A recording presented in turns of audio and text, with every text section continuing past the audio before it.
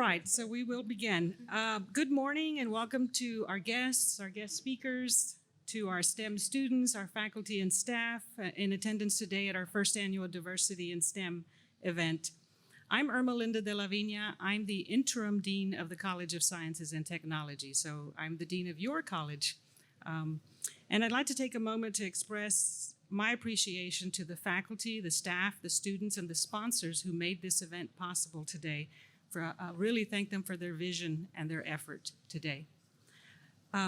You may or may not realize that the recent influx of diversity, equity, and inclusion events in our college and thus at the university, they're brought to us actually from a group on the university called the UHD Synergy Program. And that program was an initiative from the natural science faculty here at UHD, and they were funded by a Howard Hughes Medical Institute grant. So we certainly want to thank all of them. The goal of the Synergy Program is to develop inclusive excellence in STEM, right, through a variety of trainings, workshops, and in particular this event. I hope you find today's event inspiring, right, as you're listening and participating. I hope you also find it thought-provoking and action-provoking. So that's what some of the stuff we wish for you today. It's also my job and my pleasure today to introduce UHD's president, Dr. Lauren Blanchard. Dr. Blanchard joined UHD as the 7th president of the university, and he did so on March 15th of last year. So his first year anniversary is right around the corner. I can only imagine how he's going to celebrate, right? Dr. Blanchard's previous leadership and commitment to student success made him a great fit for UHD. In the past year, Dr. Blanchard has not only led UHD in the safe return to campus, but he's also, many people may not realize that, he's also spearheading our efforts to redefine our strategic priorities for UHD's future. And that's an important and exciting moment in UHD's history. So help me in welcoming Dr. Blanchard.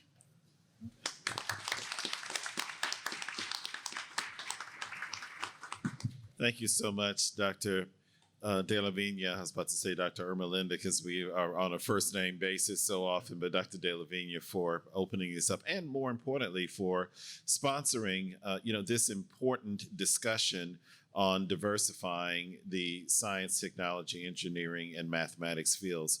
What's interesting is that I just came from another event on campus. I always say that here at UHD, it almost feels like either feast or famine. Either you have a whole lot going on or you have nothing going on. And today is one of those whole lot going on days. And I have to tell you that, there's an interconnection between the meeting that I just came from, which is the President's Lecture Series on Justice and Equity and Inclusion, where we have Dr. Tim Rennick, who is the Executive Director of the National Institute of Student Success at Georgia State University, who's going to be with us all day, but just gave one of the most amazing presentations that simply helps to redefine and rethink ourselves and transform ourselves as a university that really is dedicated to student success in such a way whereby we really understand not only the definition of it, but that it has a perfect correlation with what it is that we are trying to achieve in this field, meaning that working really hard to ensure that we get more and more students of color that are well prepared, that will go on into STEM fields, STEM careers, but that more importantly, to become leaders in those fields because of the fact that there's such a dearth, a stubborn gap in making sure that we have such students moving into those roles. When we look at the definition of student success, I think that it really pairs up exceptionally well with the conversations that we will have today. That, for student success, it's making sure that every student, every one of you, that you will complete your degree here at the University of Houston downtown, and that degree, especially in the STEM areas, will be a degree of value, meaning that you will walk away from here with the knowledge, with the skills, with the dispositions that you absolutely need that will not only prepare you for graduate or professional school or the workforce or for further self-exploration for those who are still trying to figure it out, but really also helping to ensure that when you walk out of these doors, that you have a foundation to become a leader in your field and a leader in your community, and to ensure that your cultural representation of who you are is tied in with the work that you will do as a leader in those fields. So, I'm not going to go through the statistics because I know a number of you already know them, but not only are we talking about a racial gap that we see in STEM disciplines, but there's also a gender gap. And that, this conversation that I'm sure today will focus a whole lot on what we can and must do to make sure that when a student enters our doors and selects a major, that we do everything possible to ensure that we're wrapping support and care around the students so that they can complete that degree program within that particular major of choice. And so for the STEM disciplines in particular, that becomes really, really essential, not only for the university, but because of the national need for more individuals of color and those that are female to really move into these disciplines and not only fulfill the workforce needs here in Texas, but more importantly, to look at it from a national lens as well. I mean, just look at what we've been dealing with for the past 2 years in terms of the pandemic. The reality is that, who's at the leading edge of making sure that we are trying to practice all of the protocols for health and safety? Those individuals that graduated in STEM disciplines. So, we're looking to you to be those next leaders, those next critical voices to make sure that we're prepared not only in areas of the pandemic, but also looking at areas as it relates to cancer and all of those minority health disparities that affect our family members and affect people who look like us and thrive like us to make sure that their life conditions and those that beyond them will become better because of the work that you have done and the commitment that you have made to this field. So I am mega excited about today's conversation and I know that it's going to be of great value. I can't wait to meet all the panelists that we've got here. You've got a lot of panelists here, panelists that are here. And so students, let's listen attentively, but more importantly, let's try to make sure that we are incorporating it into your experience and to make sure that this really becomes something so meaningful that it will continue to motivate you and drive you in this whole area of STEM. So thank you again, first of all, for being here. Thank all of the panelists for participating, and certainly Dr. De La Vigna for inviting me, and more importantly, for coordinating this event. I know it's going to be fantastic. I'm going to sit and listen and learn.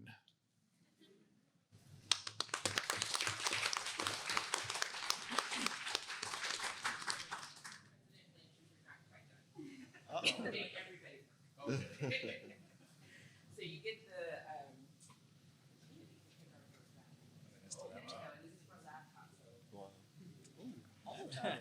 where my ticket at? Hold on now. I didn't think you got it. I mean, they gave me a ticket when I walked up in here, man. 'Cause I had a t-shirt on. They gave me a ticket. I didn't get a ticket. It's probably 'cause I had a t-shirt on. Let me see this ticket. I ain't it's in the book. You were It's like this little student right here. Give me a ticket.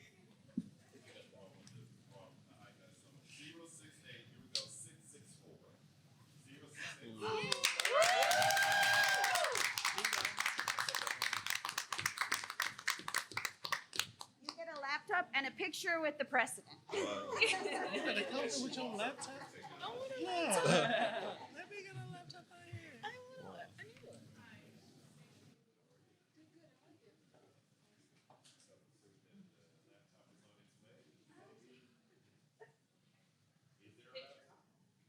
Oh, is there a laptop? You were supposed to bring it. No, I was just kidding. I think they have it back there. Okay. All right. Okay, so we do actually have the prizes. Like, it's not just for show. No, they're not just giving me a picture. And actually, I get to tell you about the other prizes. So if you didn't win now, you still have a chance. We have another laptop, 2 printers with extra ink cartridges, 5 $50 Visa gift cards, 5 $50 UHD bookstore gift cards, and 1 $25 Starbucks gift card. So we'll have these raffles before lunch, all right? So don't lose those tickets, okay? All right, so I have the pleasure of announcing the members of our panel. I'm not sure that my order matches the order that you're sitting in, so maybe just wave when I say your name. Our first member is Dr. Terrell Morton. Thank you. He is an assistant professor of identity and justice and STEM education at the University of Missouri-Columbia. He identifies as a scholar activist, and he's published in several academic journals. Through every endeavor, he strives to walk it like I talk it, like that. Okay. Our second panelist is Dr. Danielle Chum.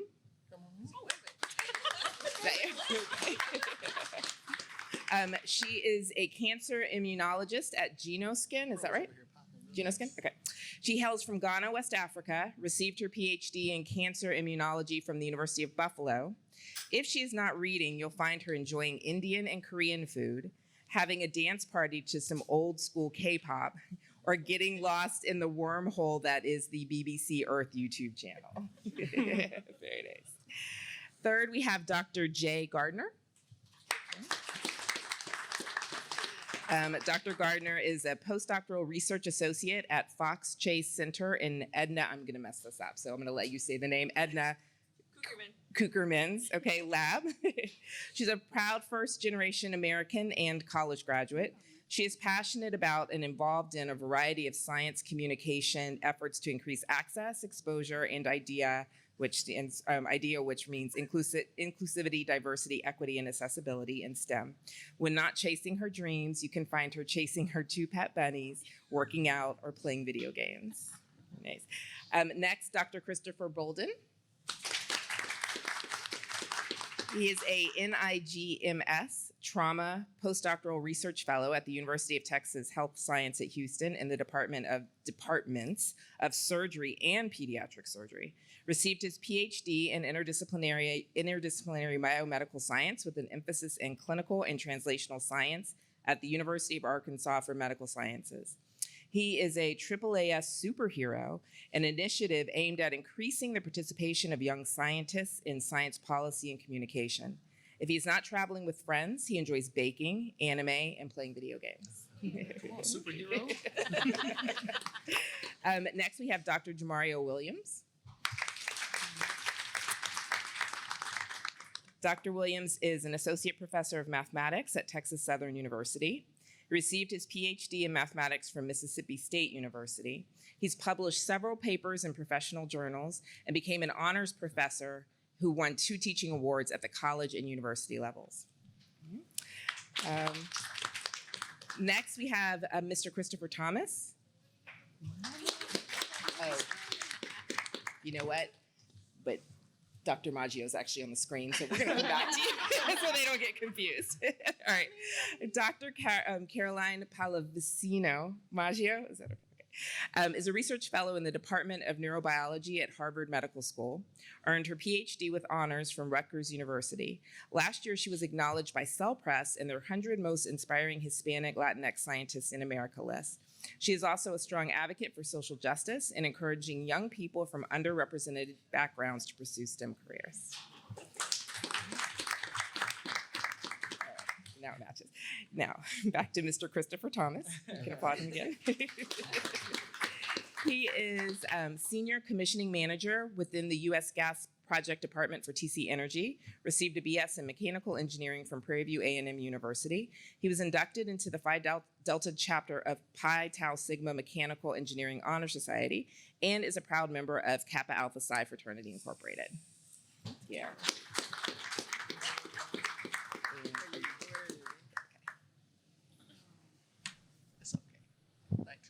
Welcome, everybody. Dr. Adriana Bisbal, and I will be your moderator for today's panel. I first wanted to take a moment to thank TC Energy for their very generous donation. Without their donation, this event would have not been possible, especially all those goodies that you have in your goodie bag and the raffle prizes that we have. So we are very thankful for their generous donation and support. So before we get started, I want everybody to reach into your blue bags. There will be a QR code. In that QR code, I'm gonna do this so I can, there we go.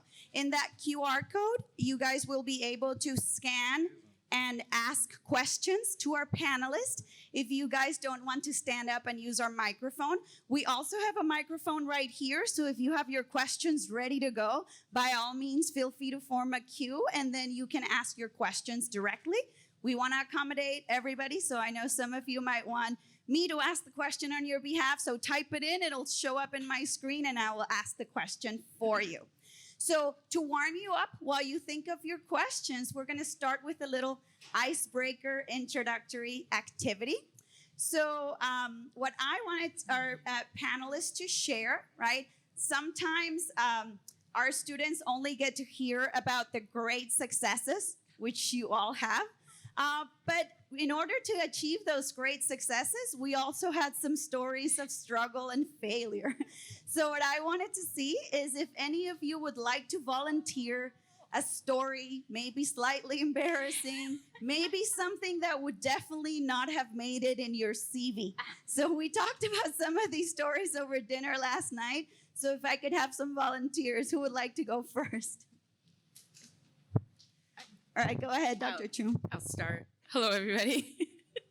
Thanks for coming. So I killed all my animals for my senior thesis project.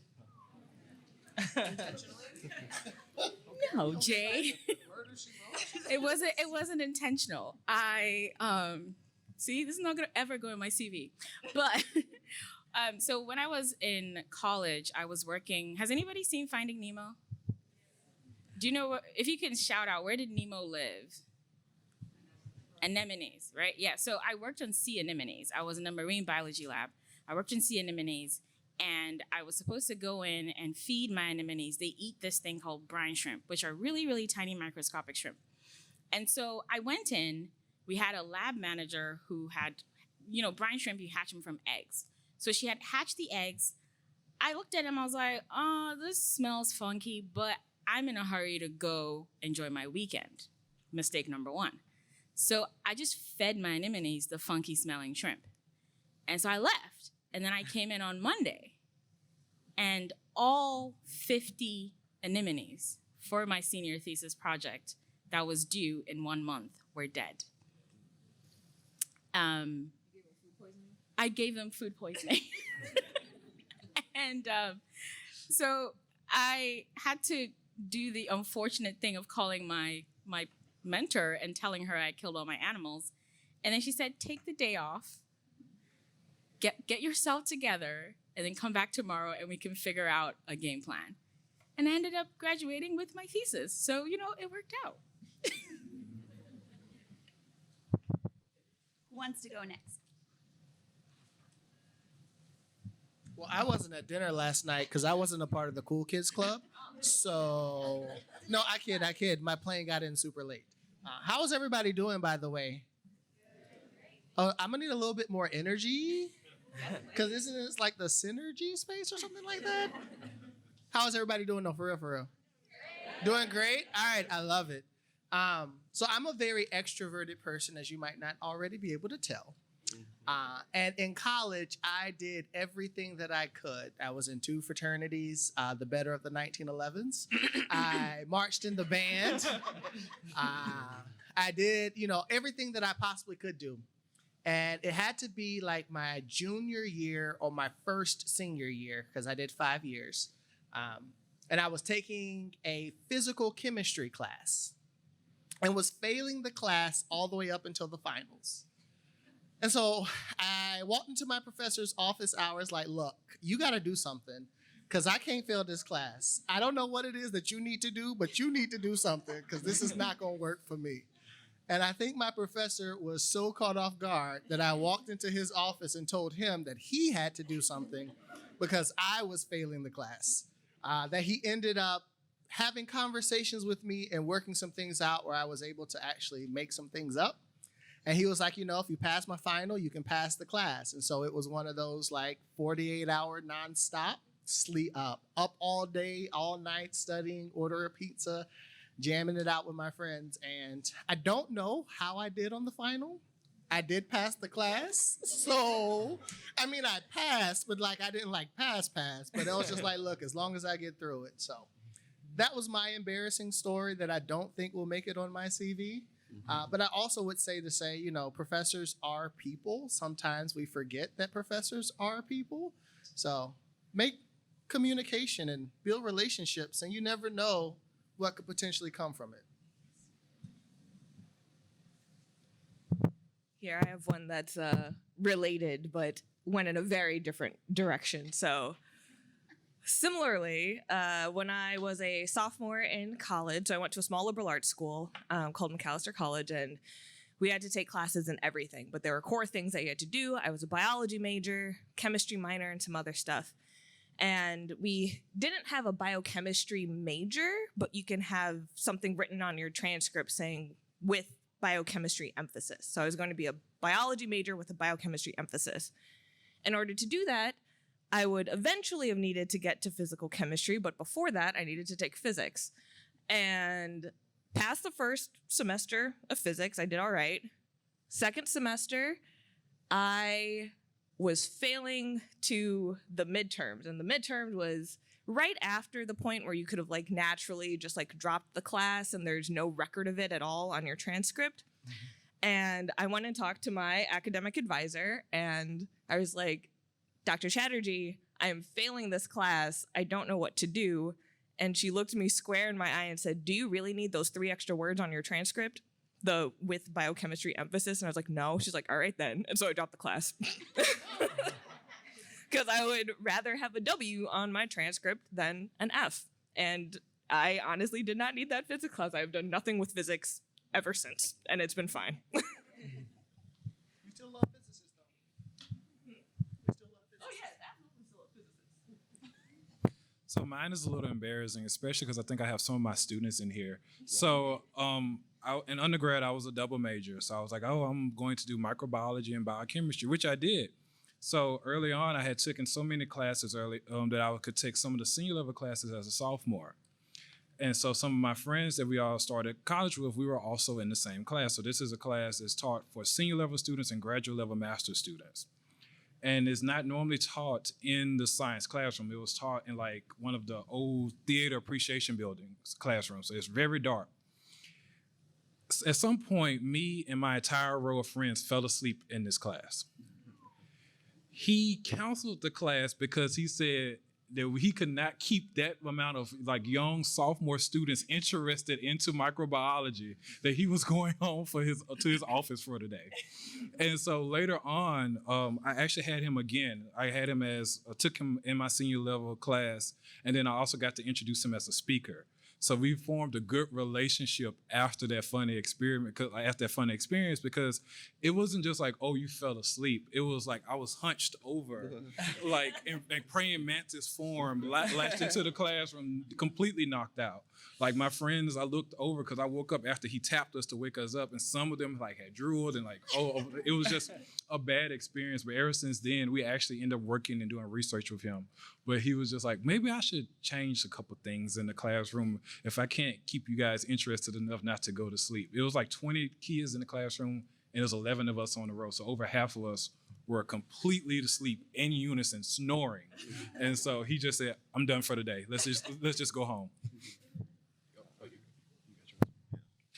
This is a reminder to enter your questions in the chat. I'm giving you some time, but nothing's showing up on my screen. Yeah, that's fine. Hello. Once I was given a presentation at, I think, Texas A&M. I think that's the one in College Station, right? Or is it UT? Is it A&M? And I wasn't able to pull up my slides because I think my PowerPoint, it wasn't compatible to what they were using. So I was brought on using a grant. And so I just wasted a lot of time and a lot of money because I wasn't able to pull up my slides. So, yeah. So good morning, everyone. First off, I'm super excited to see the number of females in the crowd. Nothing against the fellas. I love seeing you guys too, but just super excited, with the STEM background and the emphasis on STEM. I have 2 daughters and a son. Both of my children, my 2 oldest kids, they go to a STEM-based charter school here in Houston. So super excited to be here and to just speak to you guys and encourage you guys about that. Relative to, embarrassing or experiences that didn't quite meet the mark, I don't really have a specific example to share, but just generally speaking, there's been numerous, across my career, across my life. And what I really want to impress upon you is to don't be discouraged. There will be setbacks. There will be times where you come up short. There'll be times where you feel like you don't know what to do. But my encouragement to you all is to stay strong, keep the faith, and use those opportunities as lessons learned.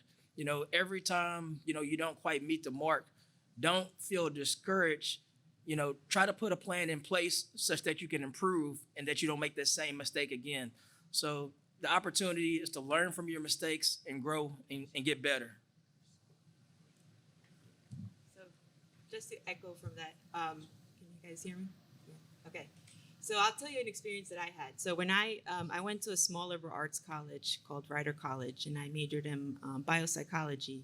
And when I graduated, I went back home. And so my parents, I was sleeping. I remember my dad's like, no, you're going to sleep on the couch because this is a transitory period. You got to get your own place. You're not going to just sleep all day. So I was like, okay, I have to find a job. I'm like, what can I do with a biology degree?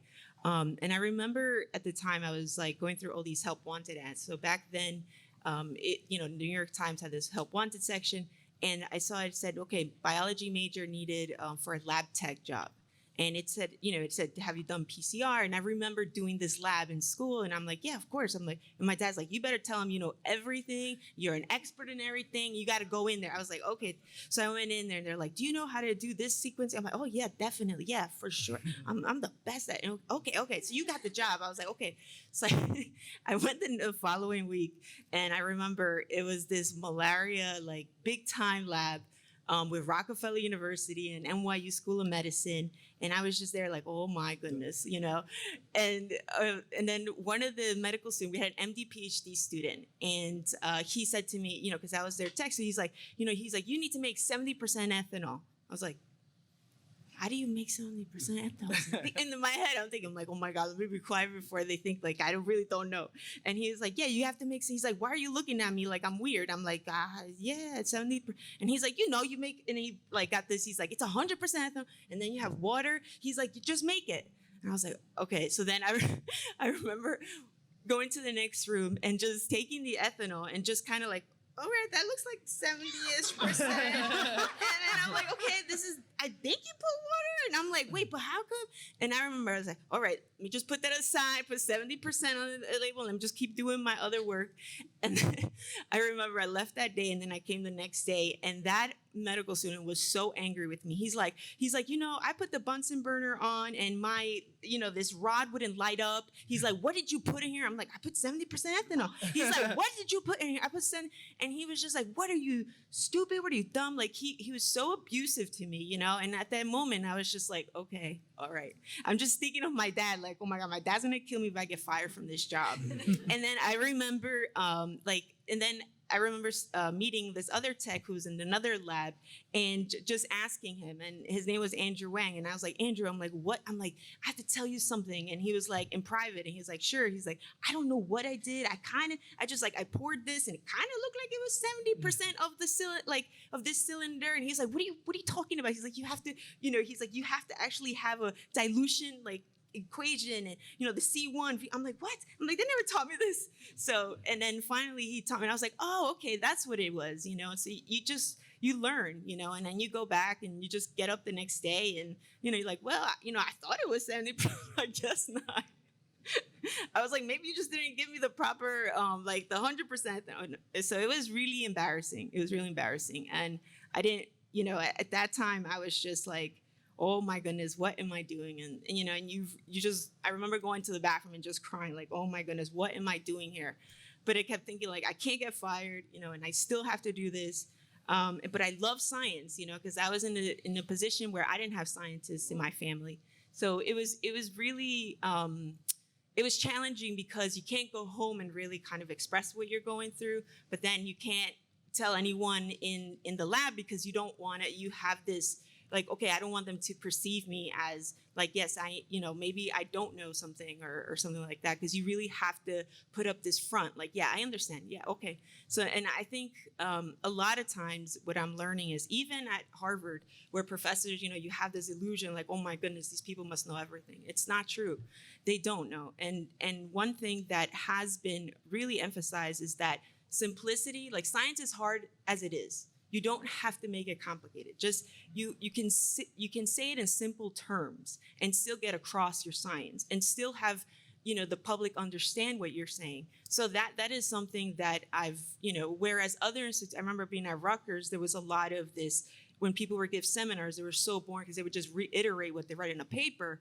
But at Harvard, I think they really do drive this point, like simple is better. If you can simply say it, then you understand it. If you can't, then there's nobody here to impress, your impression, like it should be, your science should speak through it. If your science is elegant, it doesn't have to, you don't have to, like make it all fancy and put all these fancy words. No, just a scientist is a scientist. And then like, I guess a literary person, literary agent, but yeah, that was my experience. So it was crazy. It was crazy. Thank you. So these are great examples. And I would say if Dr. Carolyn over here, I'm going to call you by your first name, I'm sorry. If she went from not being able to make 70% ethanol, and in May, she starts as an assistant professor at Harvard University. So I'm just going to say we can... This is a great example, right? That our struggles are not going to deter us. So I have some great questions here that you submitted. So I'm going to go ahead and I have one here, and let's see who wants to take this one. And then I have one that's for the women in the panel. So we'll start with this one for everybody. How did you know that entering into the STEM field was what you wanted to do? In other words, why STEM? So maybe we can hear from 2 or 3 of you that really want to answer this one. I'll go first.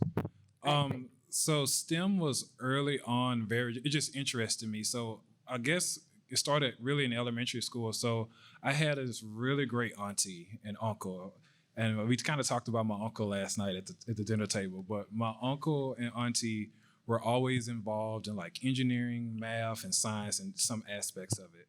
And so the first thing he taught me was like, okay, we're going fishing. How does it affect this ecosystem? I'm like, well, what's the ecosystem? I'm like 6 years old. Like, why are you telling me about an ecosystem? And so he was like, let's talk about this. We're taking fish from here. We can use this as food. This is also where we're also taking possibly a potential predator or a prey from some other organism. And so it was always something that just kind of like manifested itself. And then when I got into undergrad, I had the most amazing mentor. He actually served as the outside member of my dissertation committee. My first day going to find him as an advisor, I walked on the hallway. He said, "Who are you?" He just came out of his office. "Who are you?" And I was like, "Who are you? I don't know." Like, I don't know. I'm trying to find Dr. Bell. He was like, "I'm Dr. Bell." And so he said, you don't go here yet, or you just starting? I was like, "Yes, I'm this is my first day." He said, "You're in my lab." I was like, "Oh, okay. What does that mean?" He said, "I'm going to show you. You're in my lab." He said, "So let's get you. So you probably need some classes." Yeah, we're going to get there with that. Tomorrow you need to show up with this on. You can't wear open-toe shoes, blah, blah, blah, blah, blah.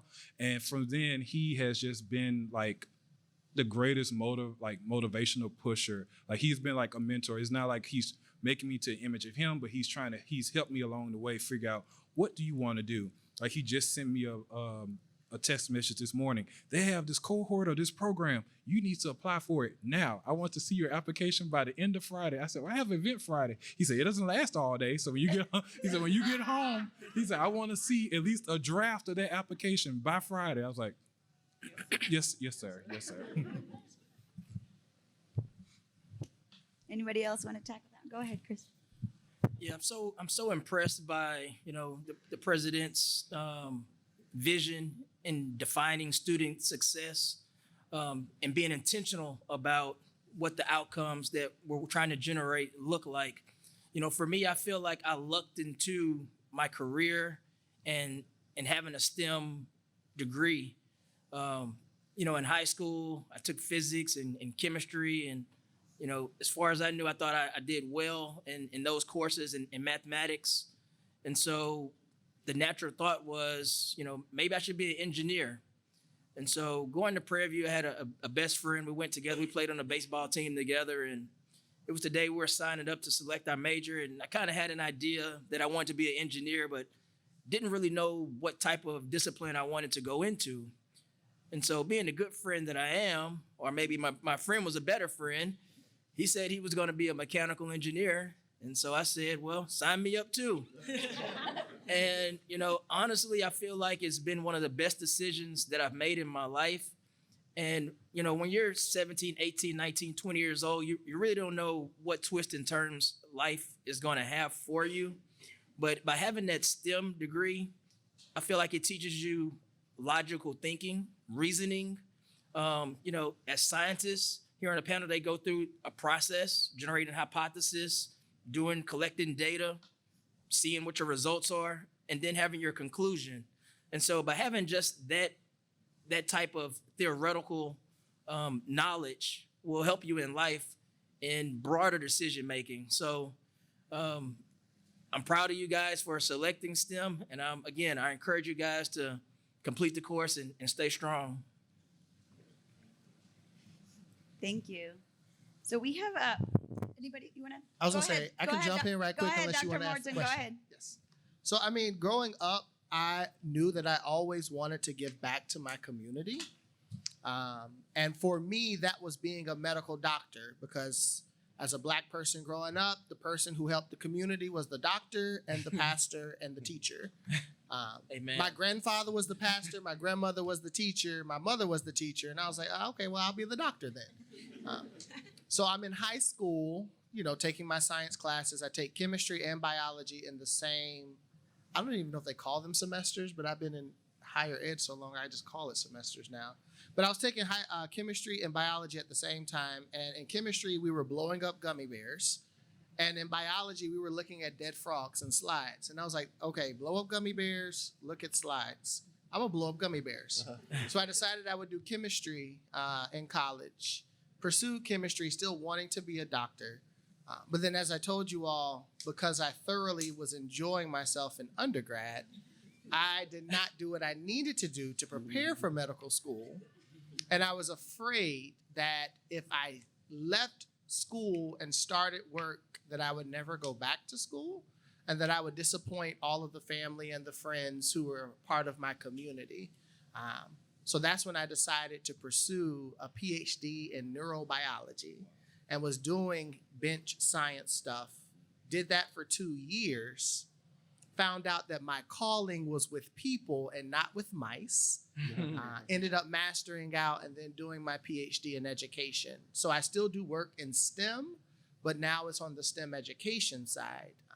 Again, demonstrating the multiple possibilities of these careers. And as he was saying earlier, having that foundation, you know, the learning that I did as a chemistry major still serves me today in terms of the thought process, the conversations that I can have across the science and the social science spaces.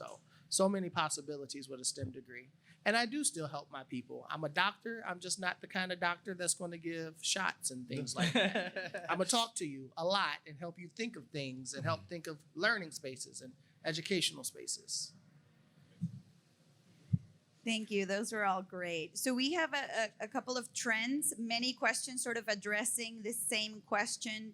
And these are sort of obstacles about being a minority in STEM, a person of color in STEM, a woman in STEM. So has being a minority or a woman in STEM ever discouraging, or what are some obstacles that you have experienced and how did you get over these, or how do you overcome these obstacles? I'm sure we all have some stories, so maybe this is where we get a little bit real and personal and share you know, some of the stories that I know you all have and we've all experienced. So let's see who wants to go first. Yeah, I'll go first. Go ahead, Dr. Williams.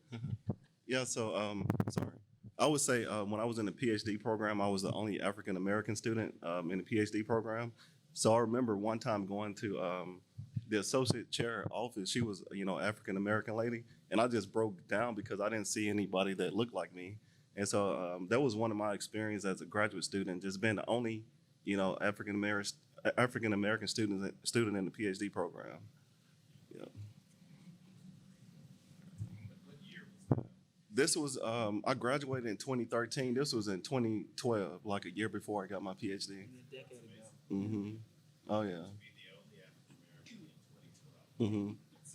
Mm-hmm. And I received my PhD in partial differential equation.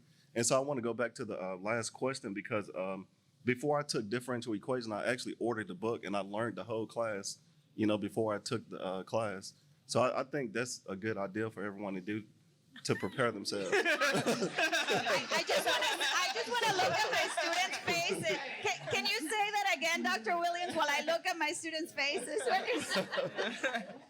Yeah, so order the book and learn the class before you take the class. Just to be cute. I love how he says it so casually. So I just want to start by saying that I'm from Ghana, West Africa, and I really identify with what you were saying earlier about, being a helper or fitting a particular career. Because in Ghana, if you like science, you either become a doctor, an engineer, or a lawyer, or a clown. So yeah, there's a range, right? So I assumed I was going to become a medical doctor. And when I immigrated to the United States, I also went to a very small liberal arts college, Vassar College in Poughkeepsie, New York.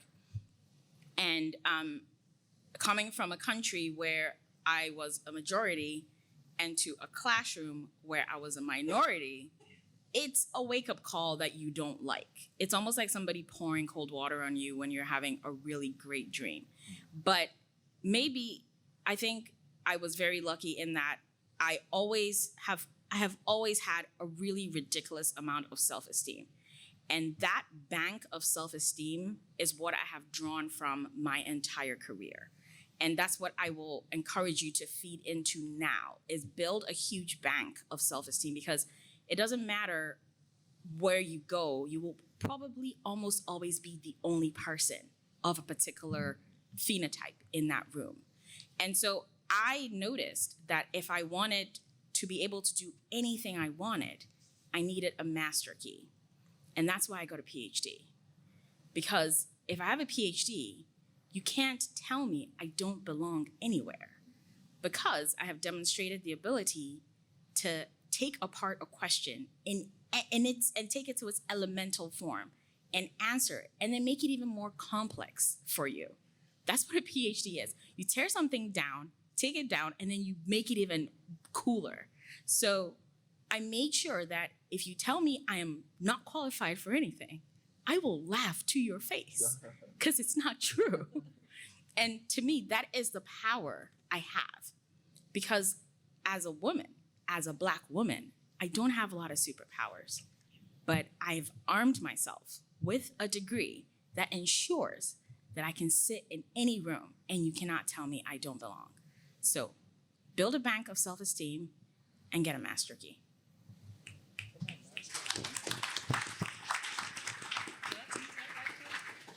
I think related to that, other than building the bank of self-esteem, it's also acknowledging things that are being put onto you versus what's coming from within you. Mm-hmm. So for me, during my PhD program, my lab was actually pretty diverse. So I went to the University of Wisconsin. It's Wisconsin. Okay. But I was very fortunate that I had a fellowship program that had a lot. It basically pulled all of the different underrepresented folks from all of the different graduate programs. So I had friends in, I'm blanking on what my roommate's degree is in. So I did cancer biology. She was in nutritional sciences. Like, we were all over the place. But within my lab, I'm the first person in my lab. It was a brand new professor. So I'm the first one to graduate from that lab. All of the other grad students after me for the first 4 or so years were all male. And it very much turned, I wouldn't say it was toxic, but I noticed that after seminars or talks, like, the guys would all talk about it and almost exclude me. And I realized, just kind of thinking about it, that it was actually really just one person, and then the others just kind of didn't realize what was happening. But that same person, he joined the lab a year after me and would constantly compete with me. He said some toxic things, but one of the ones that he wanted everything in his being to graduate with his PhD before me. And I just didn't compete. That was something that he was putting onto me and had nothing to do with me. He could have graduated before me and I wouldn't have cared. But by me showing that I didn't care, it actually aggravated him more, which is kind of funny. But, that's kind of really a sign that that had nothing to do with me. So while you're going through this, yeah, you're going to come up with challenges. It's going to suck sometimes. But starting to assess what is actually your feelings or what others are trying to manipulate you to feel will be one of the greatest assets that you can start to decipher. Because once you know that it's someone else, you can be like, all right, that's you. You do you. I'm going to do me. And you keep going on your course. Another thing you can do as well is form a team. Have your support system. And that doesn't mean that they always have to be at this institution. They can be your family. They can be friends. You can reach out. Sometimes it's also going to mean stepping out of your comfort zone, because sometimes you may be the only one that looks like you in the room. When I was working on my graduate degree, I was the only person of color in my department and the only person in my lab group. We had a very large lab group, probably the best lab group I've ever been a part of. I was the only person of color he had ever had as a mentor, and he had did his postdoctoral studies there, so his mentor was also our mentor for the group. And I just remember once I officially joined this lab, he pulled me to the side and he said, how can I help you? Because he said, I have never had a Black student before. So if I'm not helping you, let me know how I can help you. And so he has been an advocate for me. And then I also had a really amazing group of friends. Like I was telling them last night, most of my friends, we started off in preschool together. We went to the same high school, then we went to undergrad together. After that, we all branched off, and we're still amazing friends today. But it was always a support. Like when I did my candidacy exam, I thought, I'm just excited. That's a whole moment to get through. And I'll go outside in the parking lot, and they all had drove in from different areas and had signs out there. It was like, Dr. Bolden is loading. That was the support. And sometimes when you're in those environments, you'll find people. Like I know in Arkansas, there was only one Black faculty member in the entire college. And so there was always areas of finding, you have to find a different environment, but you can find environment in different people. Diversity is not always just skin color. It's all circumstances coming together to work together. And that was the biggest thing we learned there. And so, but there's always going to be someone pushing back. There was a person in my lab. I remember I won an award. My boss was super excited. And someone else in our department came up, was that a regular award or was that a minority award? And I said, no, it was a campus-wide award. So he was like, oh, well, he said, that's good for you. And still trying to lower the value of it at the same time. And so like you said, I came in through a program called IMSD, so Initiative for Maximizing Student Diversity. It's an R25 funding mechanism. And so we would have our own special events, because bringing in these people from these diverse backgrounds together, we can help nurture each other. And we have served as a sounding board for each other. Now we're all PhDs and MDs together, or MD PhDs. And so we together still to this day, we're all helping each other. So finding that group will ground you and support you, because there are going to be forces that are always pushing against you, but you can always push back. And it doesn't mean I have to show them. You just showing yourself. It doesn't matter what they say. You show it to yourself. Show that you are capable of doing it. And sometimes it means asking help. Do that. So I'm actually going to talk about one incident that I have recently. So during the COVID lockdown, Harvard was like, okay, not all the research labs are closed. And I remember my department chair, and other professors were like, this is a great time for everyone to write an article, publish their, or write a review or do a review article and get their results out. And I'm thinking there, and there's all these competitive postdocs, and I'm thinking yeah, it's easy for him to say, he's like sitting in his 2,000 square foot home by himself, meanwhile, I was in Cambridge with in 800 square feet with three bedrooms. I live with my dad, my mom, my husband, my 2 kids, and my cousins sometimes. So I'm like, I have no place to do work. I'm like, what is he talking about? Publish this paper. I'm like, is he like not being conscious of like not everyone has the same situation they go home to? And then, and it's just like sometimes, and I told him, I said, hey, listen, Mike, not everyone is as like lucky as you, and he's like, oh, I'm so sorry, Caroline, I was not mindful of your situation. I'm like, look, I live in a multi-generational household. My parents, like, if they get COVID, that's going to be another added burden. I do not need all this.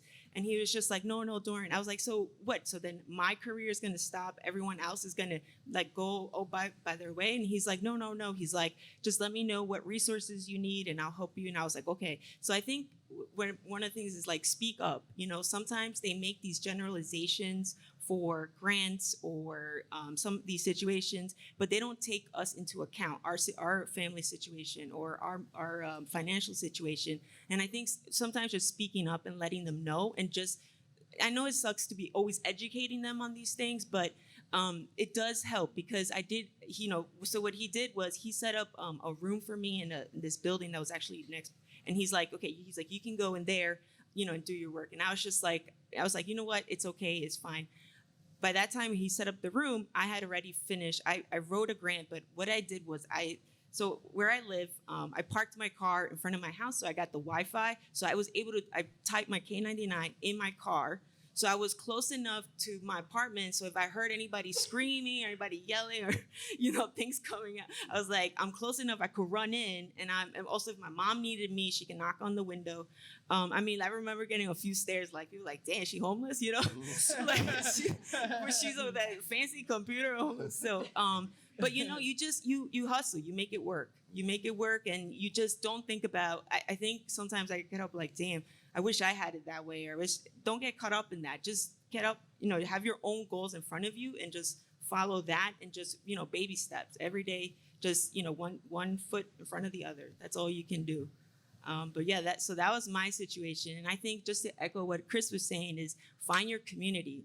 So many times there are not professors, minority professors. So it's very difficult. So what we do a lot is peer-and-peer mentoring. We all mentor each other. We all help each other out. And it's just, I think, pushing each other, because really you can't, it's not like you could go home and speak to your cousins, your grandma about how science is and the politics and everything. But if you do have your friends like, okay, hey, listen, I'm gonna be real with you. Can you just please help me? Like, how do I navigate the situation? What do I say? How do I deal with it? And so your friends give you these feedbacks of, experiences that they've seen, or sometimes they're able to be objective and say, well, I don't know, just to play devil's advocate. I think that really helps.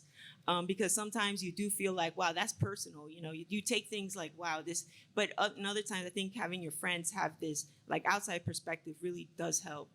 So the community aspect, I think, of my job is what got me to where I am. Is having that small minority community, and it was made up of graduate students, undergrads, and it was just everybody from like Mi Cultura, or my other friends that also grew up in New York. So that really has helped, having us all, we're like, there are not many of us, but we all know each other. So that really has helped.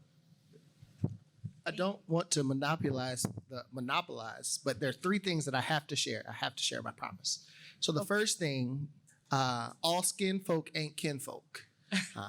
One of my many haters in life was this black male doctor who told me that I was getting a second-class education because I decided to go to a historically black college university, and that I should have gone to a Harvard or a Princeton or a Johns Hopkins.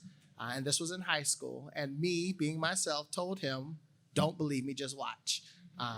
Unfortunately, maybe fortunately, things transpired where after I graduated, I wasn't able to go back and confront this person.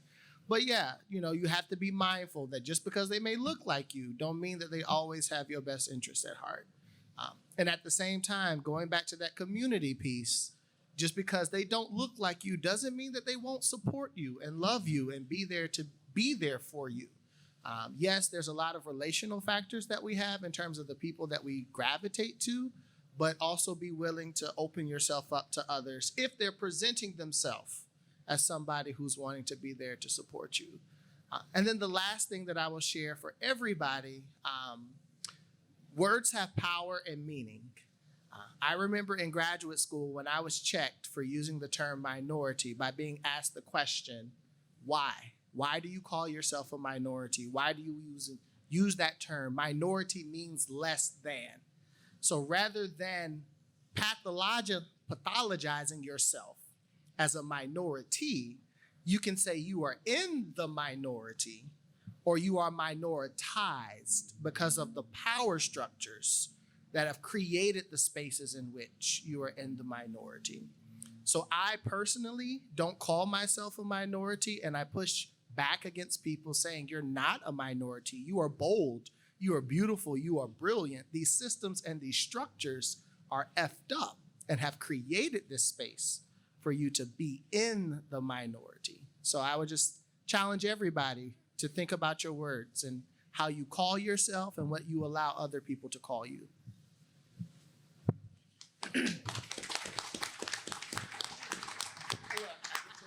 I just Go ahead, wanna Chris. Piggyback on that as well. So one thing that one of my mentors told me is about your self-image. I want to go back to what Danielle was saying. The only image that you have of yourself or how you see yourself is yourself. No one else sees you like that. So if you don't have that image of yourself like that, I'm going to be successful, I'm going to work hard. If you don't believe it, it's going to be hard for it to shine through to other people. And so that's one of the things that I thought was interesting. It's like, how do you see yourself? I'm like, well, I think I'm an okay person, I'm a nice person, something like that. He was like, well, if you don't believe that you're working hard or you don't believe that you're a hard worker, it somehow influences your work. And then your self-worth all comes together into how you're putting yourself, what kind of image you're putting out there to the world. And so when you believe in yourself, and it's okay, like I said before, if you don't know something, reach out. We created this organization in undergrad. It's called Image. It's Increasing Minority Access to Graduate Education. And so the major thing was to increase the amount of information, because that's also a part of the issue, is that there's not available resources, or the resources are there, but they're just being hidden, or they're not being publicized so everyone has a chance to reach their potential. And so one of the things that our leader will always say, a closed mouth doesn't get fed. So if you need something, speak it and find it. Thank you. We've had a couple of questions, and they're all following this sort of work-life balance trend. How do you handle it all? It seems a lot. I have a specific question here. It says, I'm currently a junior, and I've had so many nights where I just cry because of the amount of homework and studying and handling my job. Did any of you go through that? And what do you do during those times to feel better? There's several questions of, I wish I had better grades, but I have this job and I'm also doing this. And how do you balance it all? And how do you do what you need to do to get those grades to get to where you want to go? There's a general theme of those. So if you can give us some advice, or how, if you shared in that struggle, and how did you manage it? Yeah, I'll chime in. The word that comes to mind is prioritize. I like to call it focusing on the big rocks. If you have a jar and you want to fill it to its capacity with some type of rock structure, the best way to do it is to use the big rocks. If you have little tiny pebbles, put in one pebble at a time, two pebbles at a time, you'll be all day. But spend your time on those things that have the most value. So, I have work. I have 3 kids, extracurricular activities. The kids have activities, soccer, cheerleading, all those different things. So what I have to do is say, hey, what's most important in my life? What's going to bring forth the most value? Is it money for my job? Is it spending time with my kids? Is it going to the gym to make sure my body is healthy so that I can sustain myself? So I have to make some decisions. So maybe I choose those things over being on Facebook as much, or TikTok, or social media, or watching television. Not to say there's anything wrong with any of those things. All those things are great, and we need to have leisure time, and that goes into the equation as well. That may be your big rock on a Saturday or on a Monday when you have a little downtime, because you have to have ways to de-stress and deal with life. And so my encouragement to you is figure out what's most important to you, And don't be fooled by what somebody else says is important, because what may be important to them may not be important to you. You know, I have conversations with friends and colleagues and family. And the first thing I always tell them now, as I've grown a little bit older and wiser, is, hey, this works for my situation. I always preface it with that. Works for me as a 39-year-old man with 3 kids. In my situation, this is what I would do, whether it's financially, within relationships, or whatever it may be. This is what's conducive for my situation. So I'm not going to impose it on you, but I'll give you some advice as to what my thinking is in making my decision. And so my encouragement to you is figure out what's most important to you, what brings forth the most value, and attack it with all your might and being. So just to add on to that, yes, definitely. Like that's I think that's the number one drive, to overcome adversity. So I'll just tell you about my experience. So I have 2 kids, and my parents, they don't speak English. So they rely on me for everything, for translating bank statements, making sure I make their doctor's appointments. My dad now has Alzheimer's, dementia. So I have to make sure that all of this is taken care of, plus my career, plus my 2 kids going to extracurricular. So one thing that I've come to something that I've come to realize early on was I put them all together, honestly. Like I would be in the lab, and then I have my son in the lounge, studying for an exam. And then during incubations, I'll go in there, be like, Ethan, what did you do this problem? Did you do that problem? I honestly, I think it's the only way is like, and then I explain to them, I'm like, okay, this is what, I think speaking to your parents or speaking to your family members and explaining to them the situation does give you some support at home, because they're like, oh, I know it's tough, right? And sometimes I remember my mom staying up with me late at night, just, giving me coffee so what I do is I mix them both. I mix my work, my family, everything together. Like I'll be at work, people are calling me like, oh, your dad ran out, and I'm here speaking Spanish, and I'm also, speaking, I have a Zoom with one of the professors, but I honestly, I don't hide it. I don't try to make excuse for it. I am who I am, and that's what I bring to the table. And that your adversity, your situation is unique to you. And that's actually a superpower, because that makes these people are like, oh, wow, like, this is cool. She could still do science and do all this. It's not something, just because what makes us different, it's not something that is bad, or it's not like your typical scientist and what you vision. No, it's none of that, so that I think that's what I do. And just to tell you guys about my grades, when I went to college, I'll tell you, I was actually in all remedial classes in high school. And it was like I was in ESL, and it was a bunch of us minoritized individuals in the rooms. And these and we didn't, a lot of us, they didn't give us the option to take honors classes or P courses. And I remember, I graduated in 1998. I remember back then the internet wasn't even available, so I was really susceptible to my guidance counselor giving me an envelope to apply for colleges. And I remember going into the room, and I'm telling her, I'm like, can I, I would like to apply for school. I just don't know where, because, my parents, they didn't go to school or anything. And I remember her like, well, your dad's a mechanic, Carolyn, you should really go to vocational school. She's like, college is very expensive and this. And I was like, yeah, but I really want to go. I want to see what options I have. And so she was very strategic in not wanting to give me these envelopes, because she was like, well, I don't want to make you suffer. I mean, it was just weird. And I was just like, what? And so I remember during that time, there was also this huge push for minoritized individuals to get a college degree.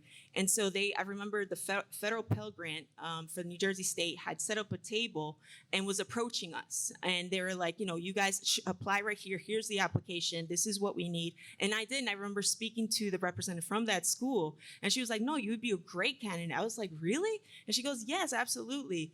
And so I think what I'm trying to say is like, don't entertain the naysayers, always remember there's another door. There's another way to find it. You have to really just, trust your own instinct, trust your own drive, because like I always tell people, I'm like, okay, if you don't come to the front door, come through the chimney, come through the back door, come through somewhere, but you can't give up.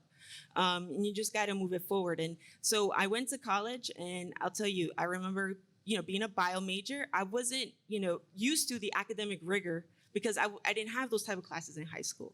So I was just like, oh my goodness. I remember I got a D my first semester, and I got at one point, I was on probation, for academic probation. That's just me being really real with you guys right now. I was not, but I love science.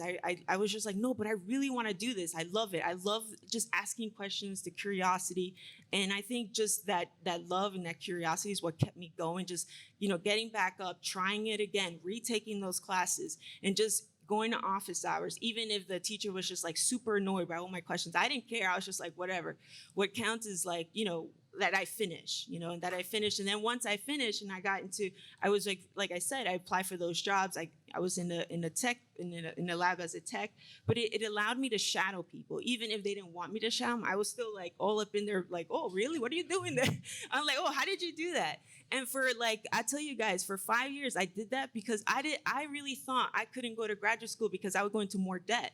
And I was just like, well, I can't take out any more loans, until I met a professor, the associate professor, dean of Rutgers, on a plane on my way to a conference that I had put all this money together that I heard about, Society for Neuroscience.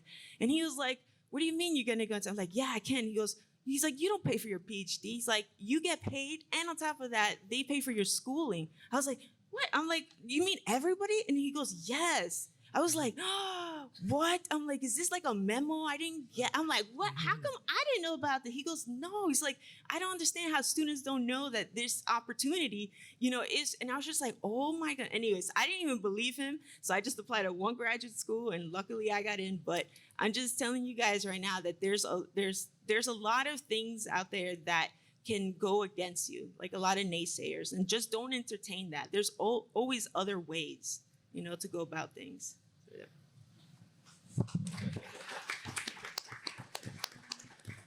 I just want to quickly add that it's not a race at all.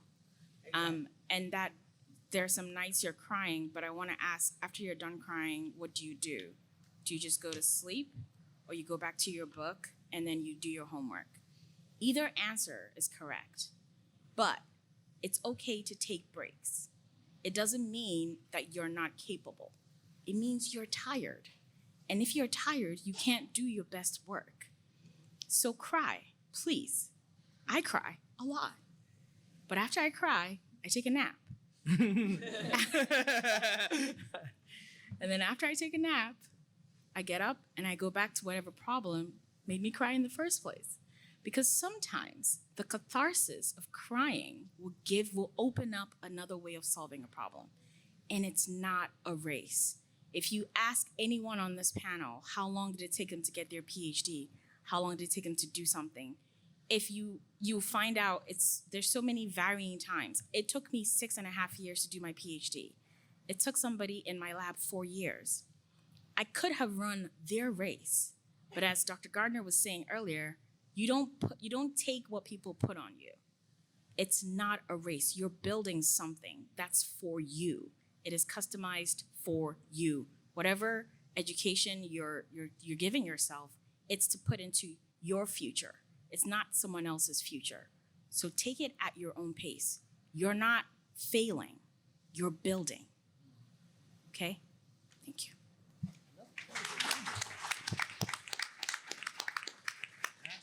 And I just want to also emphasize is, don't worry too much about the grades, honestly, because science is about asking questions, being creative, not so much about regurgitating information. Remember, a lot of that stuff is forever evolving. If you look at textbooks from 1980, it's completely different than what we know now.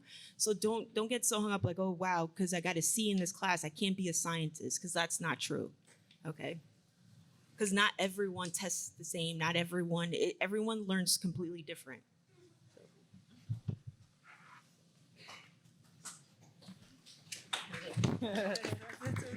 I might get into trouble in saying this, but grades are so arbitrary.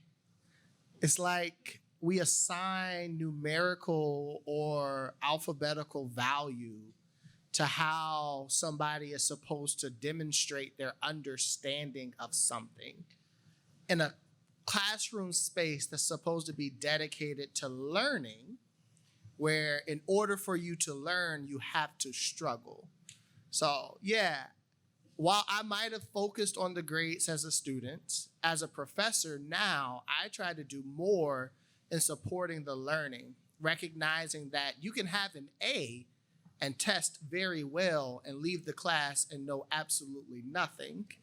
Or you can have a D and not test very well, but because you cried over the materials and because you struggle with the materials, you actually understand it so much more and so much better, if that's how you say it, than the person who came out with the A.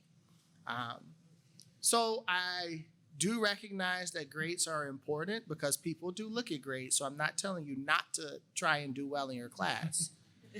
But I also want you to know that grades are very arbitrary and it doesn't speak to your value and your worth and who you are as a person. As well, social capital is key. You know, by meeting people, sometimes you get the opportunities that you would have never gotten before just because you made that relationship. So yeah, I might get in trouble for that, but you know, build good relationships because somebody could write a recommendation letter for you and off the strength of their name, they could outweigh whatever grades you had and you still could get that opportunity. That's a great great commentary there, and I really like Dr. Palvancino Maggio's commentary about the door, the chimney, the back door, right? Grades are important, and because we got a couple of how important is GPA questions here, and for some more than others, right? The GPA for med school and dental school and vet school is a little bit higher than it is for a grad school program than for a master's program, but it's a door, right? It's a gateway. But letters of recommendation are an amazing other door, right? And a summer research program and a publication are an amazing side door, right? And meeting somebody in an airplane is an amazing entry through the chimney that you would have never expected. So there are options. And I would say sort of UHD specific, there's no need to get it done in 4 years. We have some programs. We have summer. If you need to take one less class because of work, because something happened, figure out what class, go talk to advising. We're begging you, they're there for you, right? Figure out which class is available in the summer. We have these amazing scholarships that are just for summer classes and that you guys don't apply for. And we really need you to. You can even get a scholarship just to take that summer class and then take it in the summer and figure out what works with your work schedule. Get that class done in the summer. You know, one more semester is not going to make or break it if it takes you one more semester to finish, if it's going to ease that crying and the suffering and the work-life balance that you're looking for. There are opportunities. You know, if you are struggling with the studying, then is it quantity or quality? Figure out, am I really studying in the most efficient way, right? Can I find ways where with my horrible commute, we all know what Houston traffic is, right? Can I find a way where I record notes and use a podcast and listen it to in my car? Like, find avenues. Come talk to us. Office hours, please come visit. We don't bite. We'll give you tips, right? You won't be the first student that's struggling with how to make work-life balance, and we can tell you what's worked for us and what's worked for others. So in terms of, you know, practical, what can I do right now to balance that? That would be great. So to sort of wrap it up, we have a little bit of time, but I loved this question, so I kind of want to hear from each of our panelists with this one. We got this great question that says, what would you say to your last year of bachelor degree self? Like, if you had yourself in your last year of undergrad in front of you, what would be the advice that you would give yourself? So we can kind of go in order. We'll start with Dr. Morton back there, and everybody can, I'll put you on the spot. Like, what would I really, really say? Yes, we're being real. Yeah. So, to be honest, the last semester of my last year, I might have thrown a day party in my apartment every day for like 2 months. So I might tell myself not to throw a day party in your apartment every day for 2 months straight. But I would say to enjoy that time. The undergraduate experience is unlike any other. Very rarely will you be in a space where you have the opportunity to be surrounded by your best friends kind of in a space where you can study together, you can eat together, you can be in class together, you can do some kind of organization together. So I would just remind myself to just manage appropriately, but still enjoy myself. Because you do have the rest of your life to work.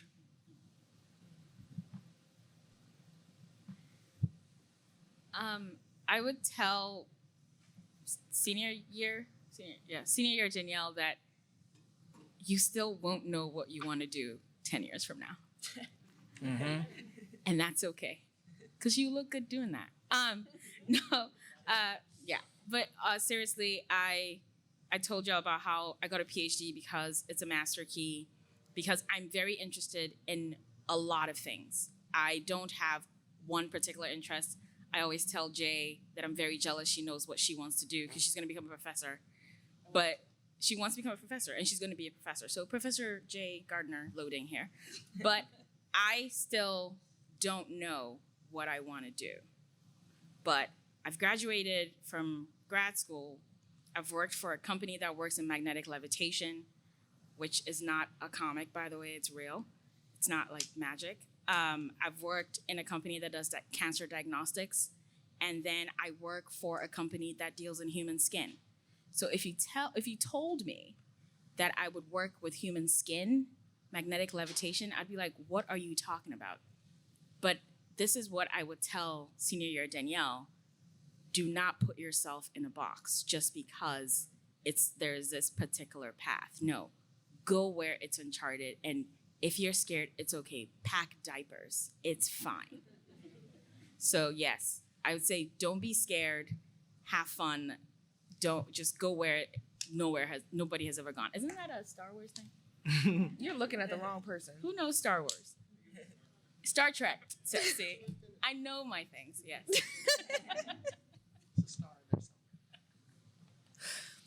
For me, probably what I would tell little Jay, because y'all are little.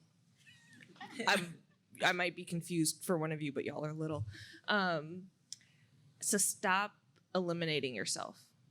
So when I was in college, I didn't apply, especially the transition from high school into college, and during college, I didn't apply to things because I didn't think I was good enough. And I had no right to make that decision. I was not on the deciding committee. And so by me self-eliminating myself, I never gave myself the chance. And so by not doing that and just saying, if I don't get it, that's fine. What did I learn from this process instead? I've done so much more since then in grad school that now my CV kind of looks ridiculous sometimes. But thank you. I'm phenomenal.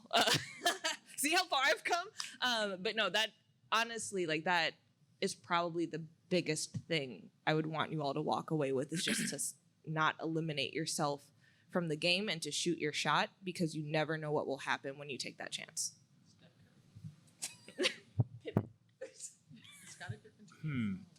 What I would tell myself is to breathe. Take a moment, because you're always thinking about, what I'm going to do next. Just breathe. Bask in the moment. This is a chance where, for me, this was the last time I was going to be in a room with all my friends together every day. You can see these people, or if you're at home with your family, you might be moving out after this aspect. Breathe and enjoy the moment. Yes, the main thing of college is to propel you to the next aspect of what you want to go, but that will change. I was sure that I was going to be, like I said, I'm double majored in biochemistry and microbiology. I was like, I'm going to do this. I got to graduate school. The mentors I was going to work with, they retired that same semester. So I was like, I guess I'm not going to be those. So just take a chance and explore the possibilities. Having a biology degree or having a STEM degree, you can infuse it with different aspects. Learn how to infuse it and network yourself. So it's okay. Don't just think I'm set on this straight direct path. There are going to be parts where you're going to diverge off and on the path all the time. So just breathe and don't beat yourself down. If you feel like you didn't do this, you couldn't have did it now. The regret doesn't matter anymore. The only thing you can do now is just feel who you are and move forward. Yeah, I would just say to make sure that you're prepared and that you just make sure that you're prepared and well organized when you're an undergrad, because when I was an undergrad, or actually when I graduated, I was thinking back to the first day that when I came to graduate school. So just make sure that you're prepared going through graduate school. So you'll have many years, whether you decide to be an entrepreneur, work for a public company, a private company, to work. So I would encourage my younger self to be present in the moment, in this moment. These are years of your life that you'll never have over again. So, live your best life now. Turn up, have a great time, have fun. By all means, certainly work hard. I think we've all talked about all the hard work that everybody here has done to get to this place. But at the same time, you have to enjoy life. Life is short. Tomorrow is not promised. I think that this pandemic, this last 2 years has taught us that, life can take a funny twist, a scary twist at the drop of a second. So certainly be present in this moment.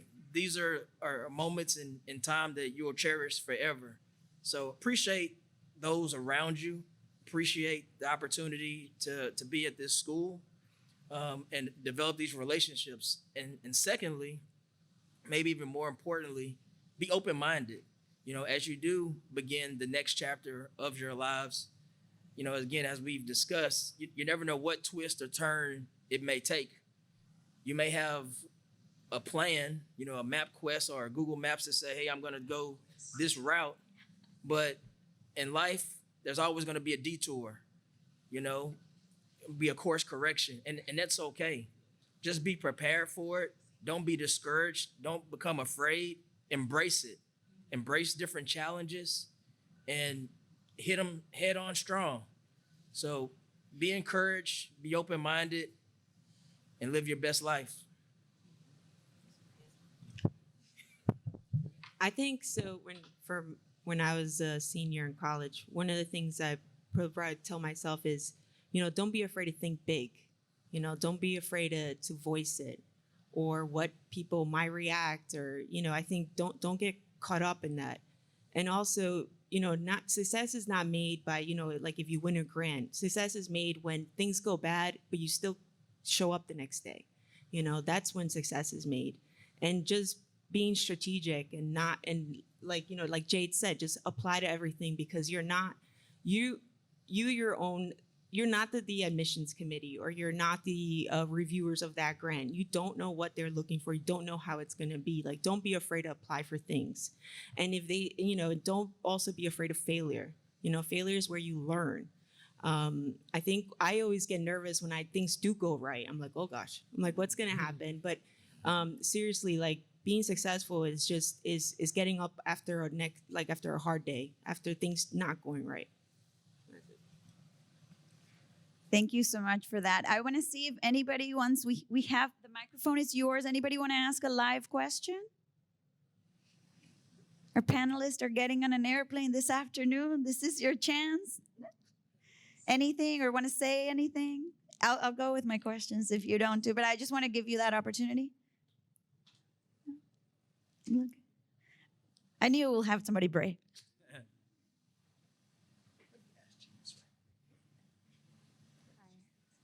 Hi, my name is Lacey Singleton. I'm a senior for the CIET program. It's not necessarily a question, but it's kind of a comment that you said, Ms. Danielle, well, Dr. Danielle. So, I'm on this path. I'm doing CIET, but I find myself interested in so many different things, and I have a hard time merging a lot of things. But I do actually want to ask you, how do you merge the different things that you want to do and still, keep up with your individuality and just, still keeping the path, still going where you want to go with all these different avenues? Lacey, that is such a good question. Lacey, right? Yes. Thank you. Also, you look fabulous, by the way. Thank you. This is such a good question, because what I have figured out is I let people pay me to do what I like. And it took Jay and this other friend of mine, Keelan. She's also, you know Keelan? Yes. Yes. She's also another Black woman. She has a PhD also. They very much encouraged me to have people pay me for what I like. What that does to me is that it forces me to sit down and actually do it. So right now, I consult for 2 different companies. For a company I used to work for, and now they have me as a consultant. And then a company where somebody I used to work for at another company recommended me. And so the 2 things I'm doing, one is marketing and product management, which I've wanted to do, but I didn't go to school for it. And the other one is immunology, which I went to school for. Then you might ask, what do you do for your day job? I'm a business development manager, which means I talk to CEOs and convince them to sign big checks. How do I balance it? I let somebody pay me for it. And then when I'm done with it for the day, I go on YouTube and then I watch BBC Earth. It's not a lie. So what I would like you to do is find, and one of the panelists was talking about prioritizing. You can prioritize, what you like and what you don't, and what you really like and what you sort of like. But at some point, you're going to have to give each of them more attention than the others. It doesn't mean they've taken a back seat. You're just gonna give them more attention. And your whole life, it's gonna be like a Rubik's Cube. You're gonna move some things back and forth. And that's exciting because then it keeps life not from being boring. So have all these things you like. Please don't let anyone tell you, oh, focus. No, be comfortable moving them 1, 2, 3. Then today 3 becomes 1. Move them around, but don't lose it because it will help keep your sanity down the line. So yes, please stay the course, but also find somebody to pay you to do all these things that you like to do. Is that helpful? Yes. Send me an email. We'll talk more. Thank you. Anybody else? Here? All 3 of us. Yeah, quick. Hi, my name is Guadalupe. Oh, that was loud.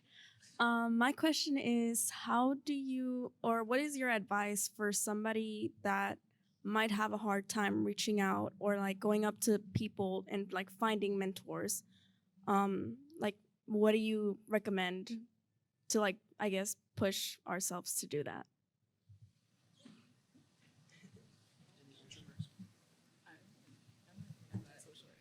So this will be interesting because I'm not an introvert, but you already took the first step.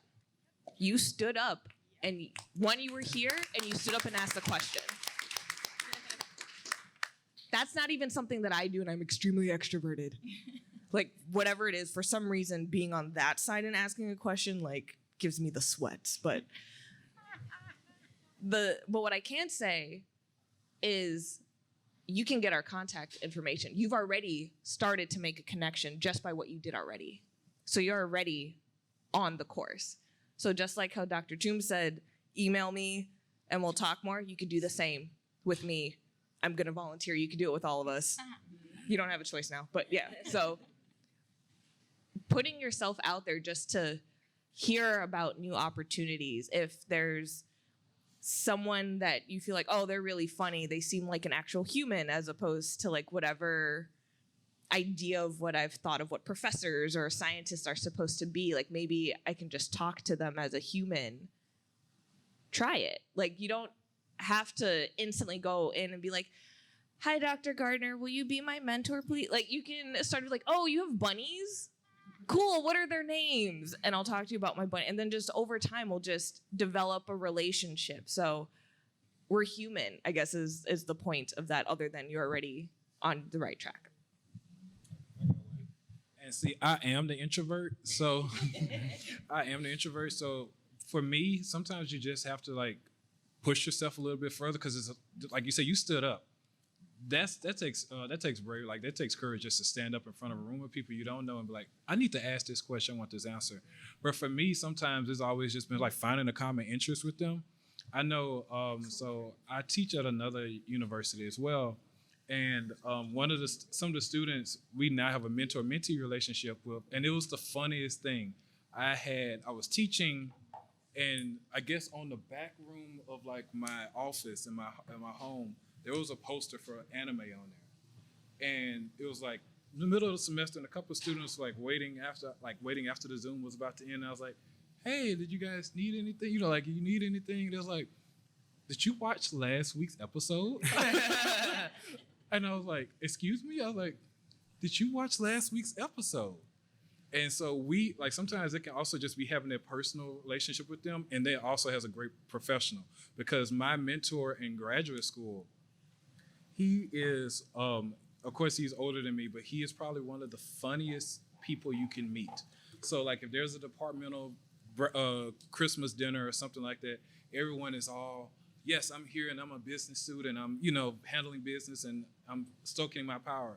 Someone can make a joke. And before the students laugh, I look over and my boss is over there red in the face. He's already hunched over in the corner. He's like, did you hear that? Did you hear that? So just having that personal relationship can also do it. And so just ask them sometimes like, oh, what are you going to do this week? And sometimes that help you build the confidence up. It's just trying to get to know them on a one-to-one basis because, like I said, the professors, we are all people. You are a person. There's some kind of commonality that you can find. And there's always, and most of the time if they're in academia, for the most part, they want to help you. So if there's someone that you want to reach out, they may not know themselves, but they'll definitely help you find out. So just sometimes if you don't want to do it in front of the classroom, which I understand, send in an email. You can just do a simple email. The faculty will be responsive. They'll love to see that. Or come to our office hours. So if you have a question, something like, I don't really know this, but I really want to get to this in my career, and I'm not sure where I'm at. I'm a sophomore, but it might be early. It's never too early. You can always find people that will help you. So just reach out.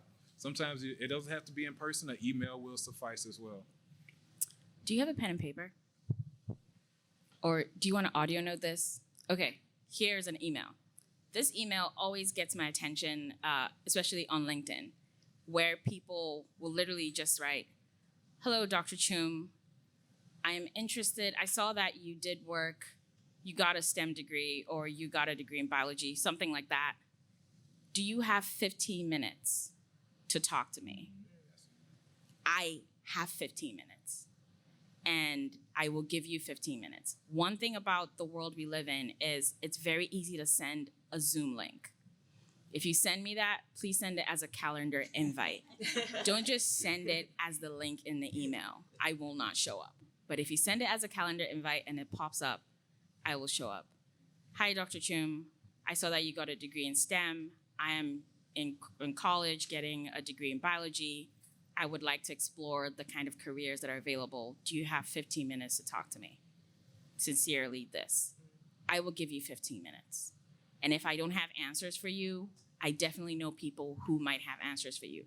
And it's easier to get into their inboxes if I'm introducing you than if you just cold emailed them. So that template is for everybody. Send it. You can send it to any of us. We are not going to give you 15 minutes. If we did, that would make us really mean. Right? If you ask for an hour, that's a lot. 15 minutes, we got you. Somebody said I only got 4 minutes, but I think that was a song. Last little advice while you're passing the mic. If you are not wanting to take that first step, you can twatch, I think is the word. Isn't it like when you're Twitter watching? Isn't that what it's called? Lurking, excuse me. I thought it was twatching. But anywho, a lot of us are on Twitter and social media. I know that I post a lot of opportunities on my social media. So feel free to follow me on my professional Twitter, not my other Twitter.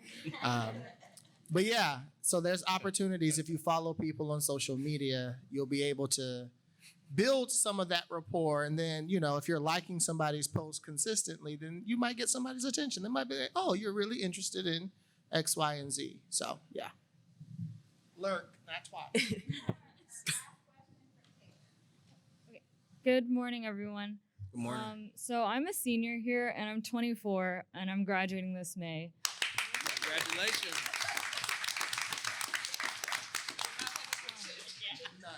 So I have a lot of friends that have graduated at 22, and that's like within 4 years, right after high school. And you know, there's that overwhelming pressure to graduate in 4 and get this job and go on to the next within a certain timeline. And I know you mentioned earlier that y'all had varying timelines. How did y'all deal with that pressure of like not being on time, if that was something that y'all had to deal with? I did 5 years. I was afraid to go into the real world. So I think mine was kind of the reverse. It was like, yeah, I'm not ready to grow up just yet. But I mean, that pressure is real. And I think we say it all the time, and it's not cliche, even if it sounds cliche, but it's like your journey is your journey.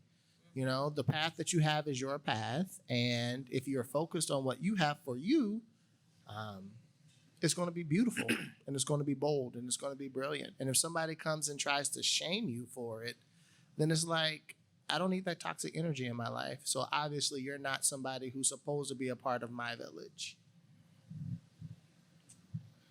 And I just have Oh, sorry. I was just going to quickly say that a lot of the guy who wrote Game of Thrones, I think he wrote it after 40.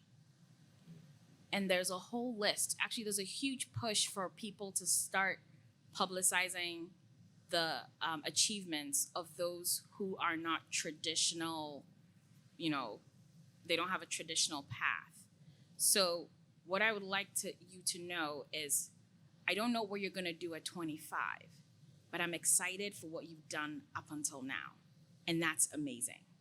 Okay, so you've been building, as I said, and there is no pressure.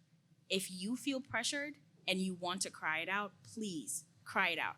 If you want to eat ice cream, do it. But once you're done, go back to building. And you're building. You're doing what you need to do. At any point, don't ever tell yourself you're not doing what you need to do. Because I know you're doing what you need to do. It's just people tell you, well, that's not how it's supposed to look like. Have they lived your life? They can't tell you. So you're doing what you need to do. If you want to cry, as I said, cry. Nap. Our group chat is full of, I'm going to take a nap. And we know that means, oh, you've probably cried about something. But you're doing what you need to do, and you will get to where you need to get when it's time. And it's going to be fantastic. I know it. Yeah, and I was just gonna add quickly, you know, if I go to the ATM machine and I have a nice crisp $20 bill comes out and I offer it to you, by show of hands, who would take it? Okay, if I pull out of my pocket a $20 bill, crumble it up, throw it on the ground, maybe step on it, pick it up, and then offer it to you, who's gonna take it? So it's kind of the same thing in terms of whether you get a degree in 4 years, 5 years, 6 years.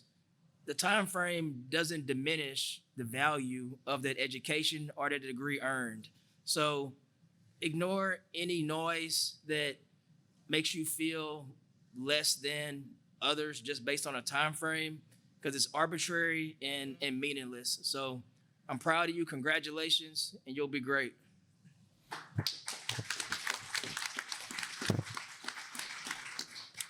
And just to finish off, yeah, don't let that define you. Just you're 24. You're 24. That's great.